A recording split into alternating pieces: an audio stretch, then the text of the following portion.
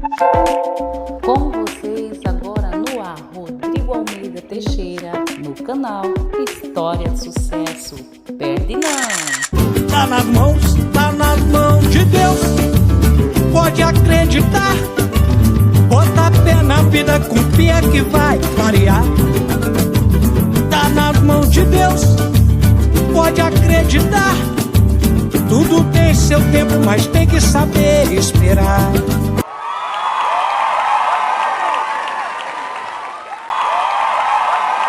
Meus amigos, minhas amigas, estamos começando mais uma edição do nosso programa Uma História de Sucesso, né? Hoje eu estou aqui com o Dr. Alexandre Herzog, né, o psicólogo do Rio Grande do Sul, né, indicado aí pela Daiane, né, Daiane Ribeiro, que esteve conosco aqui o ano passado, né? E o doutor, boa noite para você, seja muito bem-vindo ao nosso programa. Boa noite, Rodrigo. Boa noite, você que nos assiste aqui, seja ao vivo, seja no replay depois. Né? É uma alegria estar com vocês aqui. O doutor, desde quando que você é psicólogo? Conta a tua história para nós. Certo. A minha história com a psicologia, ela é bem longa e peculiar. Né? Mas eu estou formado, né, como é a tua pergunta, desde 2012, 14 de dezembro de 2012, uma sexta-feira à noite. Né? Então já são praticamente 11 anos, agora no mês de dezembro deste ano. Vou completar 11 anos de formado. E por que a psicologia, doutor?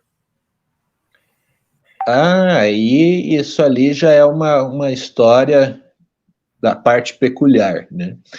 E eu tinha um grande interesse, na época que eu fiz a minha escolha profissional, pela música, né? Mas eu tinha um particular interesse também pela psicologia, porque eu tive algum contato com a disciplina de psicologia na época do ensino médio, né? No Instituto Adventista, e me chamou bastante a atenção.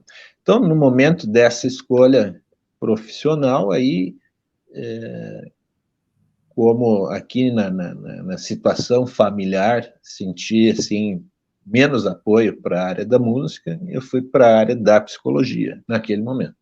Hoje em dia, eu faço uma atuação conjunta, né, de música com psicologia. Eu sou prioritariamente psicólogo, mas uso alguns elementos da música no meu trabalho e de outras áreas também. Sim. E como é que é o teu trabalho, assim, com a música, assim, como é que foi essa mistura, música e psicologia?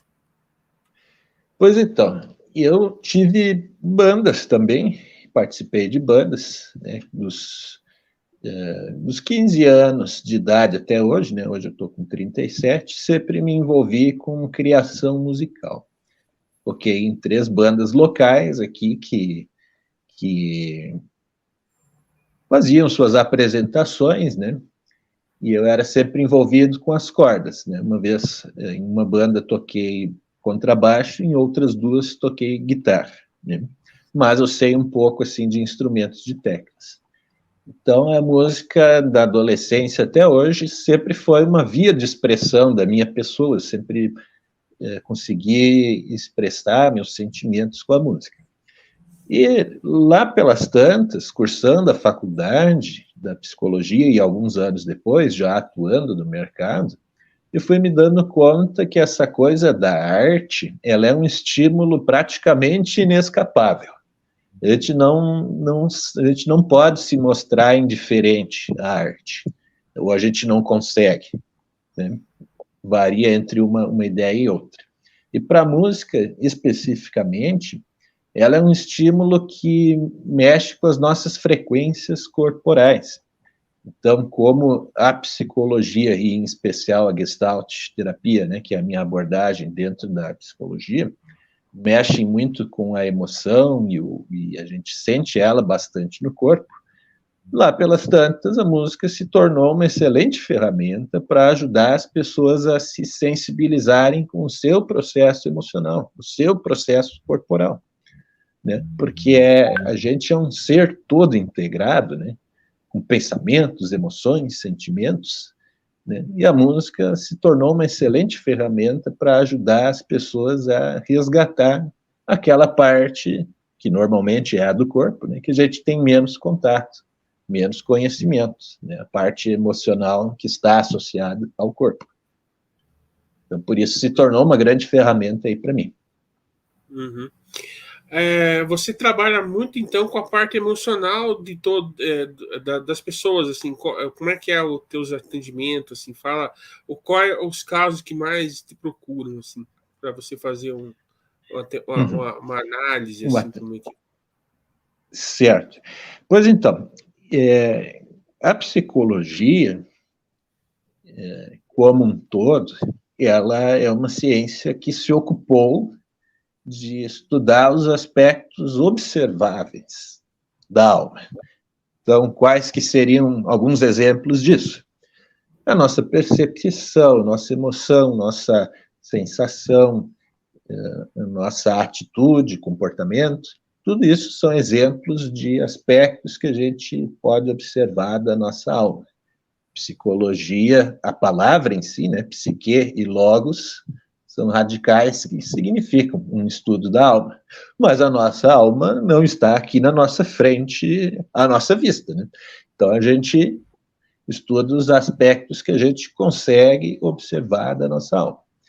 E, em específico, né, a minha abordagem, eu, no caso, aplicando a Gestalt terapia com os meus clientes, eu os ajudo principalmente a entender o caminho que a percepção deles faz diante da vida deles, como eles se emocionam com aquilo que sentem e percebem, e ajudo a entender como eles estão integrando isso, né? Por que digo integrar? Porque a gente não é só mente nem só corpo, né? A gente sente algumas coisas, percebe elas ou não, ou então a gente percebe coisas, tem uma reação corporal a isso ou não, e a gente faz uma integração disso, né? Então, eu ajudo a pessoa a entender como ela está no seu processo, aí, né, na sua forma de viver a sua vida, e aí, com isso, dentro dessa forma de trabalhar, eu poderia te dizer ainda dentro da pergunta que tu me fizeste, que pessoas que tiveram um histórico, assim, de situações muito difíceis, assim, da sua vida pessoal, sua vida familiar, são as que estão me procurando nesse momento.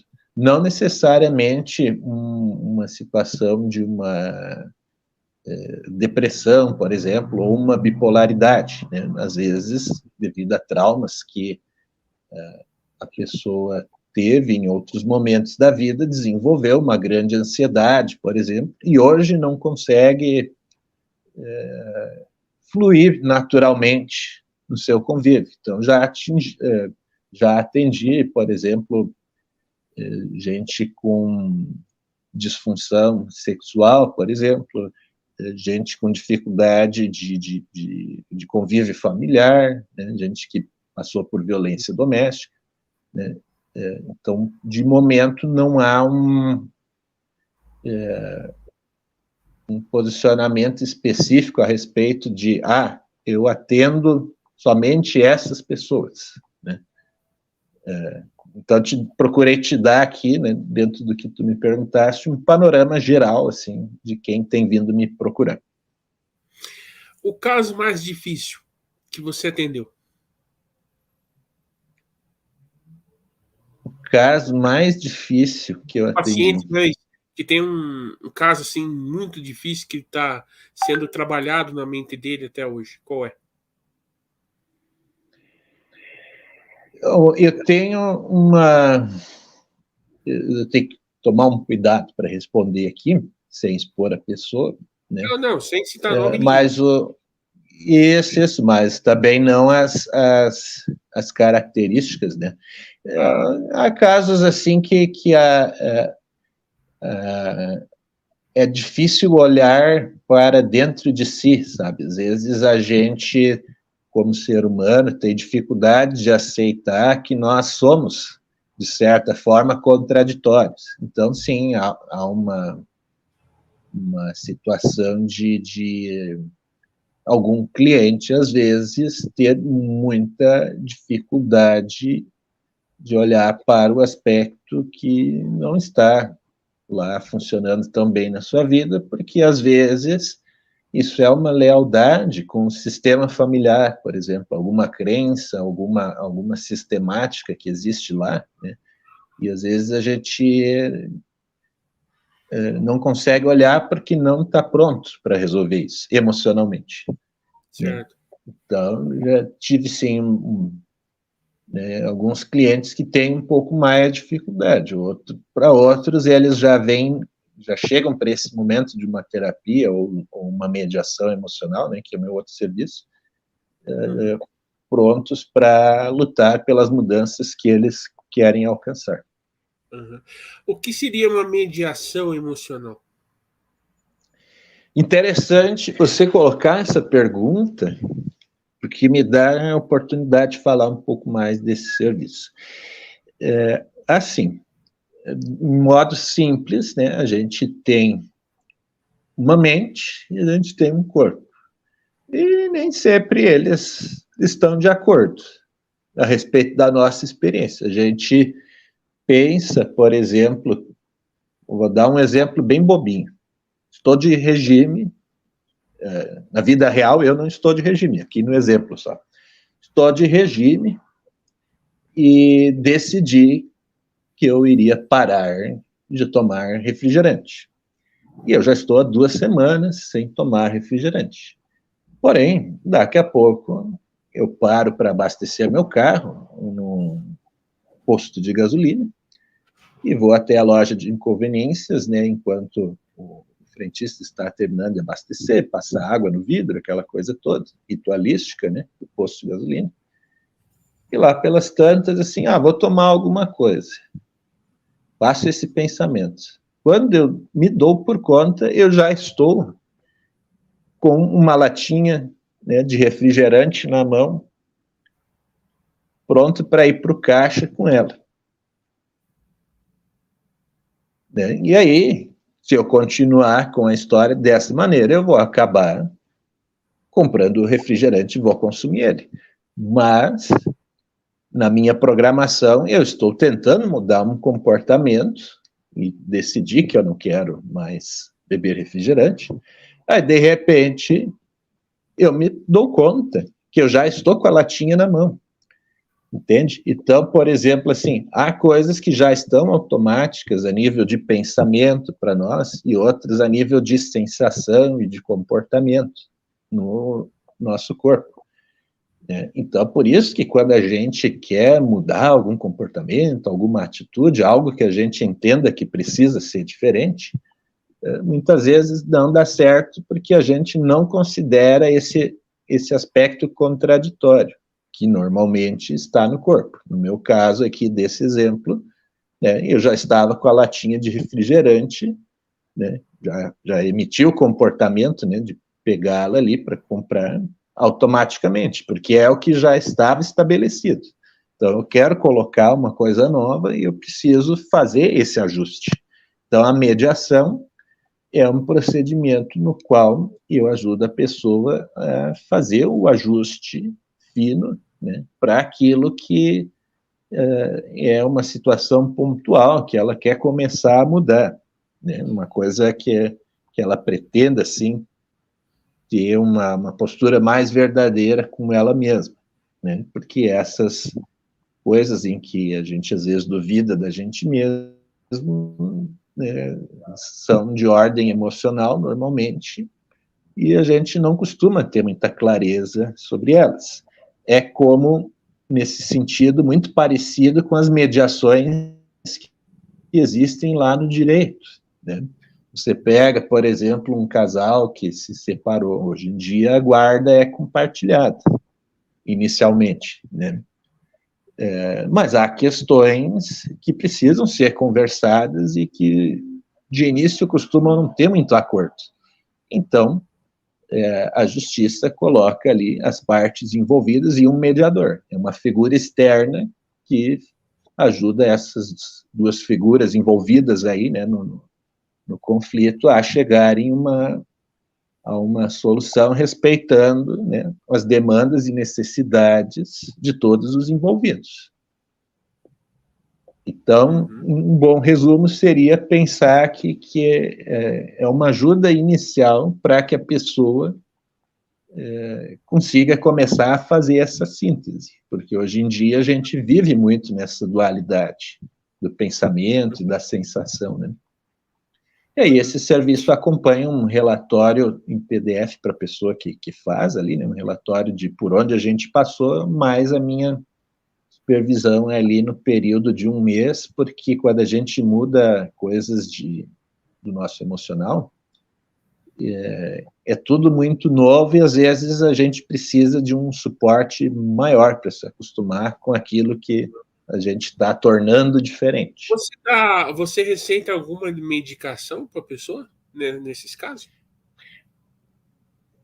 Não posso receitar remédios, Rodrigo, porque em termos da legislação aqui do nosso país, essa é uma atribuição que compete apenas ao médico, de um modo geral. Há outras especialidades que, às vezes, a elas é dado o direito de trabalhar com algumas medicações específicas, né? Por exemplo, os veterinários editam produtos e medicamentos que são direcionados para o mundo animal, né? Os bichos de pequeno e grande porte. Os dentistas, por exemplo, eles estão autorizados a receitar algumas coisas para as pessoas que possam ser enquadradas dentro do universo ali de trabalho deles ali, né? Coisas para dor, normalmente, né? Um dente que você mexe, às vezes atrapalha ali na arcada dentária, o paciente pode sentir dor. Aqui na psicologia a gente mexe somente com as emoções, atitudes, comportamentos. Então, esse aspecto biológico que envolve a medicação fica mais para o médico psiquiatra daí. Ah, sim. E na época de pandemia, você atendeu muitas pessoas com ansiedade ou qual era o sintoma maior? A ansiedade, Rodrigo. A ansiedade, porque foi um momento bastante difícil para a humanidade como um todo, né? Porque a gente, diante da impossibilidade de sair para a rua, fazer o nosso trabalho, aqueles que trabalham na rua, né? A gente precisou ficar isolado em casa, né? E para muitos o trabalho era uma fuga para aquilo que existia em casa, né? E teve que ficar frente a frente com isso, finalmente, e muitas vezes era um frente a frente consigo mesmo, né? E quando eu olho para mim mesmo e não sei quem eu sou, isso pode pesar muito. Claro que eu dei uma dramatizada aqui, mas em muitos casos foi isso. Às vezes a gente perde a referência, de tanto que a gente entra no automático, né? Da casa para o trabalho para casa, né? Determinados assuntos com quem está no trabalho, mesmo assuntos com quem está em casa, né? E que assunto a gente tem com a gente mesmo, né? A gente acaba que fica assim, né, Rodrigo? E aí a coisa começa a complicar, porque se eu não falo comigo mesmo, uma hora o comigo mesmo vai me cobrar. Escuta, nós temos assuntos a resolver, né? Né? Com certeza. Por que eu queria te questionar essa questão da ansiedade? A ansiedade mata ou não? Olha, acho que o mais correto seria eu te dizer que ela pode nos colocar em risco, né?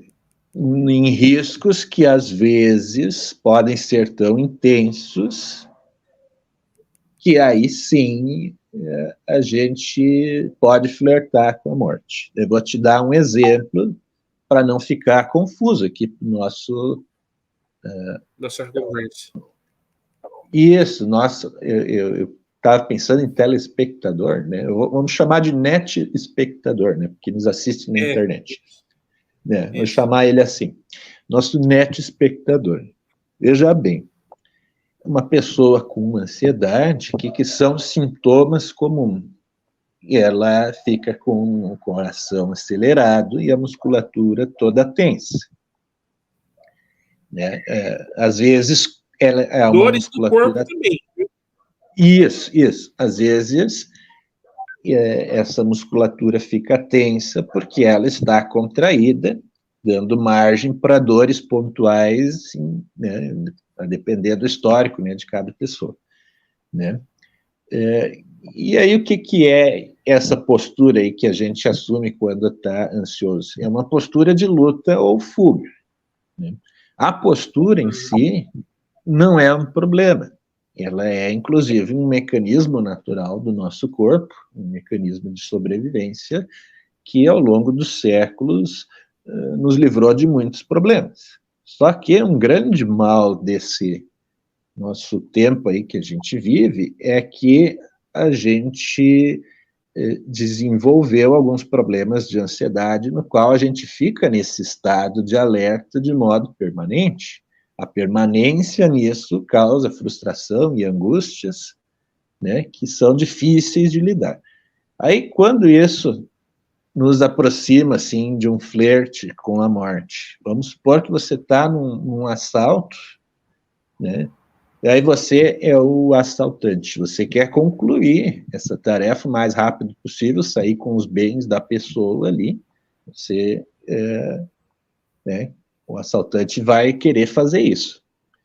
Só que ele está num estado tão grande de alerta, com a possibilidade de concluir em seguida o crime e de repente, não ser visto, né, não ser pego em flagrante, né, que ele está num estado de alerta maior. A reação da vítima, dependendo de qual for, vai ativar, né, os mecanismos de sobrevivência ali do assaltante. Ele vai atirar, por exemplo. Muitos assaltos terminam em morte, por exemplo, sem que o assaltante leve nada da vítima.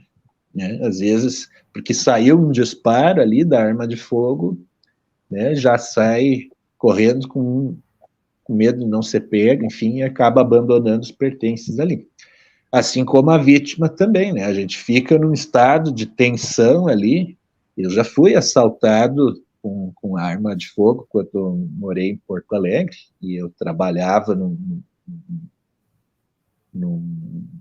estabelecimento comercial, né, uma panificadora. Fica bem tenso mesmo. Uma pessoa que foi feita refém lá, ela se urinou toda, por exemplo. A gente fica, né, tenso e preocupado, e o corpo dá essas respostas que são um tanto intensas, né, e viscerais. Então, dentro do que tu me perguntaste, esse seria um exemplo mais concreto do dia a dia, onde a gente consegue ver os dois lados, e eu consigo defender para ti o que eu te disse, de que não a ansiedade em si mata, né, mas ela pode nos colocar a riscos, né, frente a frente com riscos que daí sim, dependendo do que for, pode nos flertar aí com a morte. Um outro exemplo mais concreto desse aspecto específico seria assim: já tive uma oportunidade uma vez de trabalhar num questão de serviços do polo petroquímico, né, ali em Triunfo, né, no Rio Grande do Sul. Então, é um contexto onde, por lidarem com substâncias químicas e instalações, né, que são muito específicas e muito grandes, há uma certa insalubridade e uma preocupação grande das empresas mantenedoras ali com a segurança, porque, vamos supor, às vezes tem o gás, né, ele passa por uma tubulação, que é um espaço confinado. As pessoas que trabalham ali higienizando e arrumando essa estrutura, elas têm um treinamento específico, né? E parte desse treinamento para conseguir trabalhar ali envolve as rotinas de cuidados, primeiros socorros e tal. Então, por exemplo, alguém se perde e cai dentro do cano, né? Se quem está ali fora vai ajudar e ficar muito ansioso, quando vê, entra junto pelo cano para salvar o outro, é afetado pelo gás e morre junto, né? Então, é um exemplo, né, que não a ansiedade em si, né, pode nos matar, mas ela pode nos colocar em riscos que daí sim, né, nos fazem flertar com a morte, né? E agora, mesmo Opa, terminou? Desculpa, é que agora, enquanto você ia perguntando, eu me dei conta assim, que mesmo com treinamento, às vezes a pessoa fica ansiosa na hora ali, porque quer ajudar o outro que está numa ruim, e acaba não cumprindo ali o que foi treinado e orientado a fazer. Ah, sim. Os teus atendimentos, a maioria hoje são presenciais ou você trabalha mais no online e por quê? Certo. Eu decidi fazer tudo online nesse momento. Eu tenho a sede aqui do meu consultório, da empresa, vamos chamá-la assim, né? No município de Rolante, né? Na casa que eu moro atualmente, né? E aí é tudo feito online. Por que online? Porque online eu posso ajudar pessoas de todo o país. Na verdade, eu não tenho fronteiras, né? E, inclusive, já ajudei gente de outros estados aí e gostei bastante disso, né? Então, gente daqui que morava em outros países também. Então, a gente acaba tendo uma troca bem interessante, né, fazendo esse trabalho, uma troca com os clientes, enfim, as pessoas que chegam até nós, né? E é interessante porque anteriormente a resolução, acho que é a número 18 do Conselho Federal de Psicologia, o número pode não estar certo, mas pouco importa agora. Depois, até no comentário fixado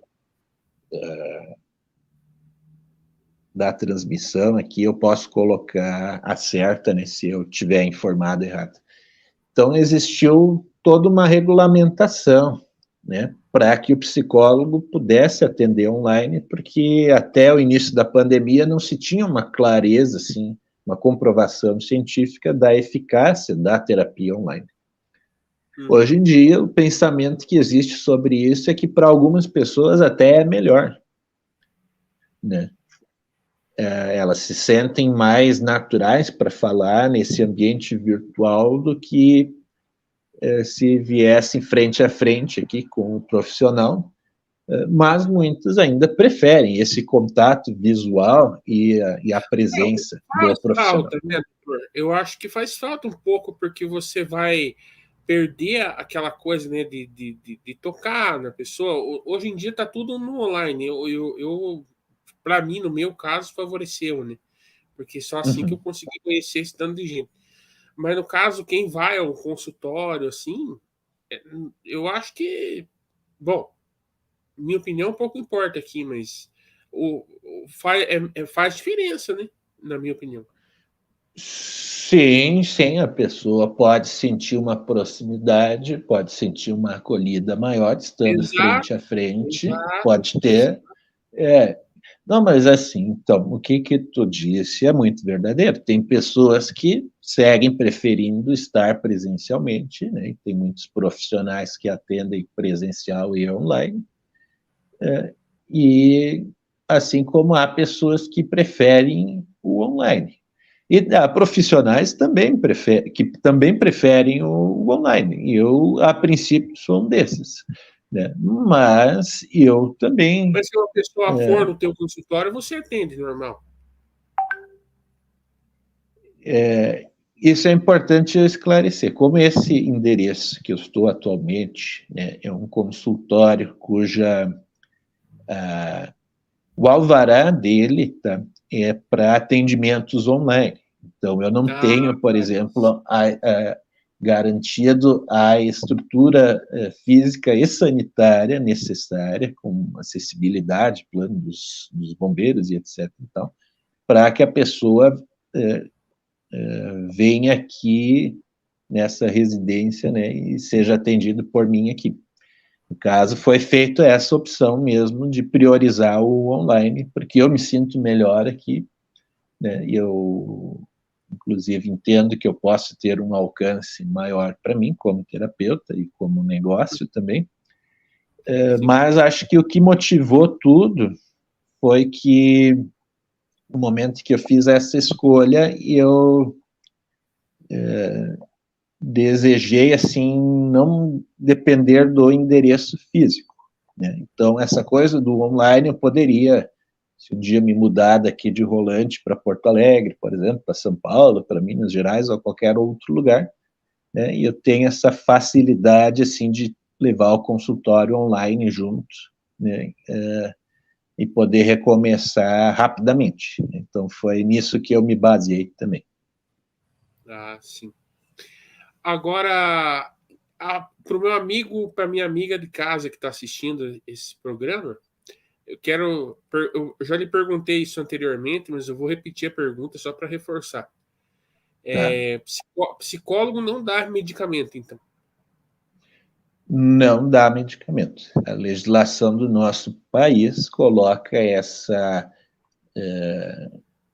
possibilidade, né, somente para os médicos clínicos gerais e clínicos específicos, né, como gastroenterologista, urologista, por exemplo. Aí, no caso, o médico que trabalha saúde mental é o psiquiatra. Então, ele pode medicar. Psicólogos não medicam, e tem outros profissionais que podem receitar medicações específicas da sua área. Por exemplo, veterinários, que dão remédios para animais, né? E não, porque dentistas... hoje em dia tem tanta coisa, né, doutor? Tem psicólogo, sim, tem psicanalista, tem psiquiatra. Às vezes confunde um pouco, né? As pessoas não confundem, você não concorda? Concordo, mas isso a partir do momento que essas ocupações todas existiram, começaram a existir, sempre causou confusão. Até acho que eu vou me autorizar a fazer uma explicação do como que é cada um dos três, que daí isso complementa a tua pergunta. Por favor. Não sei se... Tá. Então, por exemplo, um psiquiatra. Quem é o psiquiatra? Ele é um médico formado em medicina, que depois de concluir essa formação, optou por uma especialização em saúde mental na área de psiquiatria. Então, ele, dentro da medicina, se aprofundou em entender transtornos mentais. Ele pode receitar, né, as medicações que trabalham esses aspectos desses transtornos mentais aí. O psicólogo, ele é uma figura diferente nesse contexto. É uma pessoa que se formou no curso de psicologia, né, um bacharel em psicologia, né, dentro da psicologia escolheu alguma abordagem para si, né, e considerando, né, que o psicólogo trabalhe na área clínica, né, aí ele aqui no país, aqui no Brasil, não pode receitar remédios. Acredito que em outros países também não, isso é meio que padrão. Tá? Então, o psicólogo, ele se formou na faculdade de psicologia, ele entende de pensamentos, sensações, atitudes, comportamentos, como a gente cria crenças limitantes e se perde nelas e tal. Aí, conforme a abordagem que ele siga, ele vai olhar para essa pessoa que que chega a ele para um atendimento vai entendê-la de alguma forma e ajudá-la a lidar com os conflitos emocionais, né, que existirem ali.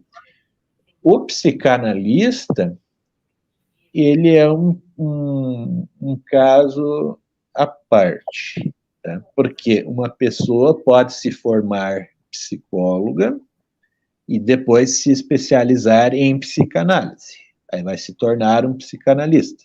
Um psiquiatra pode fazer o mesmo caminho, né? Ter lá a sua psiquiatria e depois se especializar em psicanálise. Inclusive, muitos fazem isso, né, entendendo que numa visão comercial pode ser interessante a pessoa consultar com um profissional para ver a medicação e já fazer a terapia com ele mesmo, né? Então, a psicanálise, né, que é a abordagem, né, que dá origem, né, que forma os psicanalistas, ela foi criada pelo Freud, que era um neurocirurgião, né, austríaco e tal, estudou umas hipnoses lá na França com o Charcot, né, e começou a olhar para o inconsciente. Então, o psicanalista, ele se atém muito assim, para os aspectos inconscientes da pessoa, conflitos internos, olha muito para isso, certo? Então, a princípio, essas são as diferenças entre esses profissionais. O psicanalista, né, a psicanálise como uma profissão, ela não é assim, ao menos nesse momento, uma profissão regulamentada aqui no país de modo definitivo. A psiquiatria, né, e a psicologia, sim, já tem esse status. Então, por isso, muitas vezes, pessoas que são de outras áreas vão para essa formação também, depois começam a atender. Certo. Mais alguma coisa que você queira colocar antes da gente passar para a música? Eu gostaria de deixar uma reflexão aqui, né, porque é um tempo nosso esse que a gente aproveita, né? Antes de você começar a falar da reflexão, Alexandre, me lembrei de uma coisa que eu esqueci do assunto anterior, que a gente estava falando de pandemia, do atendimento online. Sim. Uma coisa que eu tinha me esquecido também de falar, que é importante, as pessoas que ficam no online ficam muito carentes também, você não acha? Os clientes de psicoterapia online? Isso. Eu te diria assim que não sei se você entendeu. Todas as pessoas. Eu não sei se você entendeu. Eu acho que sim. Eu vou começando, daí você me diz se eu cheguei no ponto que você queria chegar. Isso. Todas as pessoas atingidas de uma forma ou outra pela pandemia, em algum nível, estão um pouquinho mais carentes. Algumas mais, outras menos. No caso ali dos clientes online aqui da psicologia, muitos têm demonstrado uma demanda maior, assim, pela continuidade do vínculo terapêutico com o profissional. Exato, é isso mais ou menos. De permanecer mais tempo, entende? Isso. Pela insegurança toda que esse processo mundial aí da pandemia deixou na gente. A gente ficou meio sem referência, tendo que repensar a gente mesmo como uma referência para nós mesmos, né? E como isso não é um processo lá muito fácil, algumas pessoas têm mais dificuldade, e quando buscam a terapia, às vezes se ressentem, né, da questão do encerramento e preferem continuar por mais tempo, né, como profissional. Isso, exatamente. Eu diria assim, adivinhei então. Isso. Eu acho que na carona desse ponto eu posso deixar a reflexão para nós aqui, né? Porque esse é um momento que a gente assiste aqui uma transmissão, aprende um pouco sobre alguma coisa e até pode se divertir fazendo isso, porque por que não, né? A gente tem uma quantidade infinita agora, né, de informação a qual a gente pode acessar clicando apenas no botão. Inclusive, isso veio com a pandemia, tipo, se instalou de vez, milhões de lives, né, que tu pode escolher. O programa Uma História de Sucesso nasceu aonde? Na pandemia. Né? Isso, e trouxe a oportunidade de muitas pessoas poderem se expressar, né? Claro. Né? E, por exemplo, você mesmo nos bastidores me comentou que essa forma de se apresentar aqui com as entrevistas foi algo que te trouxe um bem-estar, né? Além de promover, né, a si mesmo com seu trabalho e o trabalho de outras pessoas, né? Isso te trouxe, né, muitas formas de bem-estar. Então, olha só que bacana, né? Então, você foi uma pessoa que pôde aproveitar algo da pandemia e 100%. Transformar ela a seu favor. Né? Claro. Que ficou muito preso em si mesmo, hoje está tendo um pouco mais de dificuldade. Né? Claro. Você atendeu muitas pessoas com depressão na pandemia? Esse tema específico é algo recorrente aqui no consultório online.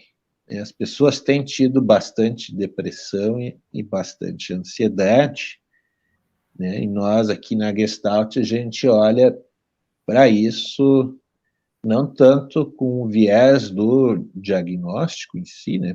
A pessoa tem depressão, a pessoa tem ansiedade. A gente tenta olhar para o indivíduo. Então, a gente busca entender como ele se ajusta, assim, desse modo depressivo, desse modo ansioso. A que esse ajustamento serve, né? A que objetivo emocional isso existe na vida dessa pessoa? Ele está se defendendo de alguma coisa? Ele está se protegendo? Ele está... para que isso serve na vida dele, né? E aí, muitas vezes, a gente acaba sendo bastante assertivo, ajudando essas pessoas a entenderem que algumas coisas, sim, são biológicas desse quadro depressivo delas, ou ansioso, mas uma boa parte é algo que cabe dentro do complexo ali da percepção e da emoção, e com um pouquinho de esforço dá para se responsabilizar por isso e conseguir qualidade de vida, dá para, né, melhorar nesse sentido, mas a gente precisa dedicar um tempo a si mesmo, né, sem julgamento, sem ressalvas, sabe, sentir a própria presença. Né? A terapia ajuda com isso, a mediação, mesma coisa. Ô, Alexandre, muito obrigado pela tua participação aqui no nosso programa Uma História de Sucesso. Quero pedir para você que assistir essa live, se inscrevam, compartilhem, deixem like, comentem muito. E quem quiser procurar você, como é que faz? Fala aí. Certo. Nesse momento, eu tenho 2 canais aqui no YouTube. O canal... eu posso pôr aqui, quando sair o vídeo, eu me comprometo a colocar o link no comentário fixado aí, tá? Seria o canal Psicólogo Alexandre Herzog, né, onde eu trago meus temas aí da psicologia, utilizando a abordagem Gestalt, e eu tenho um outro canal chamado As Soluções Criativas, no qual eu abordo algumas coisas relativas ao jogo de xadrez, porque eu, dentre outras coisas na vida, gosto muito de xadrez, né? E também utilizo no meu trabalho da psicologia, e levo um pouco da psicologia para o contexto do xadrez brasileiro, por exemplo, né? Ajudando enxadristas a lidarem melhor com a sua percepção e a sua emoção. Você conhece xadrez, Rodrigo? Já teve algum contato? Eu joguei. É mesmo? Sabia que tem todo um estudo e um desenvolvimento do xadrez para pessoas com dificuldades visuais, inclusive campeonatos regulamentados, tabuleiros com tecnologia específica ali para a pessoa dessa condição conseguir jogar o jogo. Uhum. Mas é que o Bem problema bacana. é jogar sozinho, é jogar xadrez sozinho, né, Alexandre? É um pouco chato. Ah, concordo. Tem que ter outras pessoas. Sempre com um desafiante é melhor, né? Ah, com certeza. Então, a proposta do trabalho, tanto um perfil quanto o outro, é essa, é justamente ajudar as pessoas a desenvolverem, né, um contato mais verdadeiro consigo mesmas. Lá na psicologia, né, a gente se apropriando da nossa emoção, da nossa percepção e como a gente lida com isso. E ali no xadrez, né, como a gente lida com a experiência de jogo, nossa emoção, nossa percepção ali na experiência de jogo. Uhum. O que você... Como nasceram essas canções que você tem aí, Alexandre, lá no Spotify? Fala um pouquinho para nós. Certo. Isso é assim... dentro da minha trajetória, eu tive esse envolvimento com as bandas, né, dos 15 anos de idade para cá, né? Eu toquei em 3 bandas, sempre me envolvi com as criações, foi uma forma minha de expressar e tal. E lá pelas tantas eu decidi que eu não queria mais saber de palcos e esse tipo de coisa, né? Estar ali num palco para apresentar, né? Não me sentia mais tão bem, inclusive em ambientes noturnos, com muitas pessoas, né? Então, eu decidi, assim, que eu usaria a música para o meu trabalho da psicologia.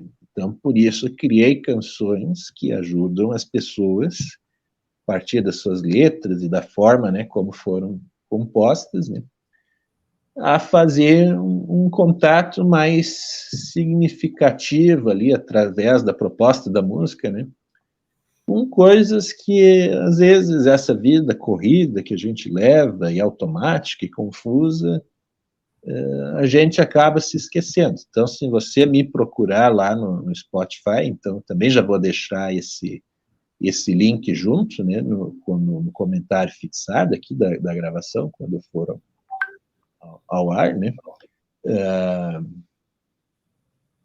Ou quando tiver postado ali, vou colocar um comentário já com esse link do Spotify também. Né? Então, são músicas, um EP de 4 canções, né? E elas têm nomes de verbos, né? Coisas que a gente esqueceu de fazer, né? Por exemplo, agradecer, aceitar, acreditar, né? São coisas que a vida tem tornado difícil ultimamente, né? Tanto que a gente esquece da nossa presença, né? Então, a outra faixa, né, que é o que faz o tempo ter valor, o título, é uma faixa que trata justamente disso, sobre a nossa presença, né? E fala de outras coisas também. Então, é tudo uma proposta de ajudar a pessoa a se conectar com ela mesma de uma forma mais verdadeira. Uhum. Antes de você cantar, eu quero perguntar quem você quer indicar aí para um programa futuro. Certo. Eu vou indicar uma pessoa, né, que é um produtor audiovisual, um grande amigo meu, me ajudou nas gravações dessas músicas, inclusive, né?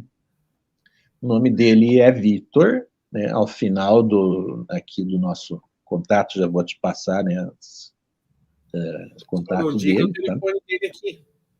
Não, aqui não, eu vou te passar lá no privado. Sim. Aham, sim. Né? Ok. Então, vou te passar os contatos dele lá depois, né? Ele é um produtor audiovisual, né, que também é músico. Ele começou trabalhando, produzindo material audiovisual para músicos, e hoje em dia ele se direcionou para o mercado de lives, de transmissões ao vivo, né? Tem trabalhado bastante com o pessoal de comunicadores esportivos, né? E grandes eventos na região metropolitana e Porto Alegre, além de fazer vários trabalhos aqui na nossa cidade, aqui de Rolante e região, né? Viabilizando sonhos, né? Muitas vezes, né? De artistas como eu, né? Que, por exemplo, me ajudou tanto a gravar essas músicas que estão hoje no Spotify, quanto a produzir um documentário na qual eu utilizei elas como fundo musical do documentário. Inclusive, vai o link junto quando eu postar o comentário lá, porque vale a pena. É bem interessante, também fala justamente desse caminho para a gente ter mais consciência aí de si mesmo. Bem interessante. Maravilha. Então, obrigado, Alexandre. É com você agora, mas antes eu quero deixar o meu beijo aí a todos. Vamos encerrar aí com o Alexandre Herzog cantando para nós nessa noite. Certo. Se inscrevam, compartilhem, deixem like e até uma próxima, pessoal. Com vocês aí, o Alexandre Herzog, psicólogo e cantor.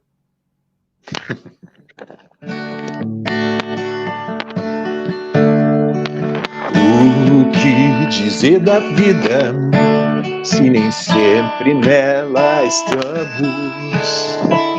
Embora estejamos vivos, poucas vezes nos encontramos. É tão difícil estar presente nesse instante de repente. É tão difícil estar ausente, mesmo estando frente a frente. E é por isso que é sempre bom agradecer pelo dia em seu caminho, pelo pássaro no ninho, pela rosa e pelo espinho. Agradecer pela noite que vem, pelos pais que você teve, pela dor que sobrevém quando se perde alguém. Quando se perde alguém.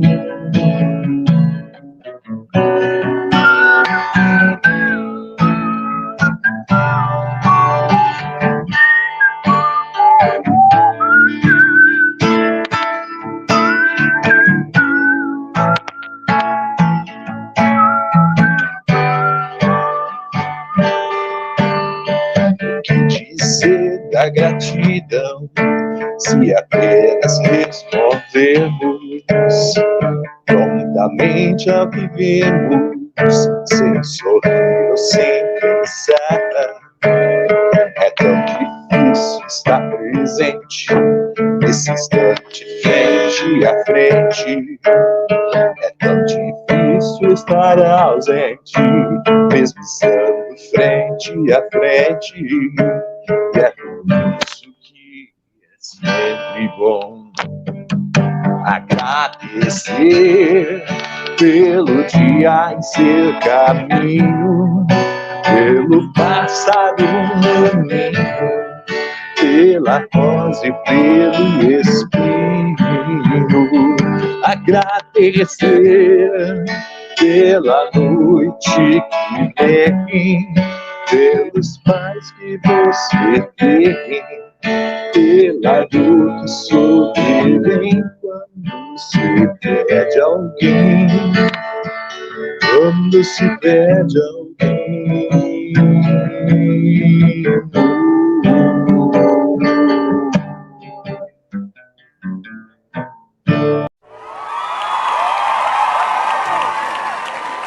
Maravilha! Mais um programa especial com convidados extremamente maravilhosos. Quer saber de uma coisa? Aguarda o próximo programa. Não perde! Tá nas mãos de Deus. Pode acreditar. Bota pé na vida, confia que vai variar.